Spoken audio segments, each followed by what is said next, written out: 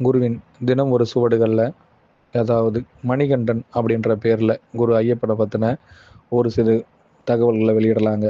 குருவுக்கு பெயர் சூட்டிய தன் குருநாதர், ஐ என்றால் நான், அப்பன் என்றால் உனக்குள் இருக்கும் குருவாய் நான் வெளிப்படுகின்றேன்னு சொல்லி அற்புதமான சில விளக்கங்களை கொடுத்தாராங்க. ஆனால் இந்த பெயர் சூட்டு விழா ஏற்படுத்தும் பொழுது தன் குருவின் பெயருக்கேற்ப தானும் இவ்வுலகிற்கு மாபெரும் சக்கரவர்த்தியை உணர்த்த வேண்டும், அவரே இவை அனைத்திற்கும் சான்றுன்னு சொல்லி அவருக்குள் எங்கு அவர் இடம்பெயர்ந்தாரோ அவ்விடத்தில் அனைத்தையும் அவர் அமர்ந்தபடியே இந்த உலகத்திற்கு முழு காட்சி பொருளாக்கி காட்டினாராங்க. ஏன் அவர் அந்த நிலையில் அமர்ந்திருக்காருங்கிறதுக்கான ஒரே ஒரு ஆசன பயிற்சிக்குள்ள தன் குருவின் முழு ஆகமமும் தன்னுள் பதியும் காரணமே அவர் இருக்கும் இடம் என்றால் அவ்விடத்தில் நான் அமர்ந்தது எங்கோ அங்கே அவர் என்னுள் இருந்து ஆகமம் செய்கின்றார்னு ஒரு சிறு விளக்கம் கொடுத்தாராங்க.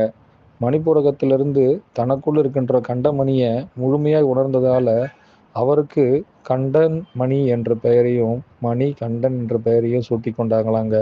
ஆனால் உலக ரகசியங்களில் இதுவரை யாருக்குமே தெரியாத சில விளக்கங்களுக்கு அவர் சூட்டிய ஒரே ஒரு சூடாமணி இந்த உலகத்தில் எங்கு இருக்கின்றதுன்னு கேட்டபொழுது தனக்குள்ளே என் குருநாதர் காட்டினார், அதனால் என்னுள்ளே என் அப்பனாய் அவர் தெரிகின்றார்னு சொல்லி அவருக்கான பெயரில் அவரையே அவர் சுட்டி காட்டினாராங்க.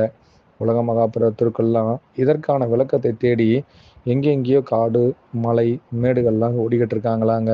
அவர் எங்கு தேடினாரோ அங்கே அவர் தென்பட்டார்னு சொல்லி அந்த காட்டுக்குள்ளேயே தன் குருநாதரையே மறைச்சியும் காட்டினாராங்க.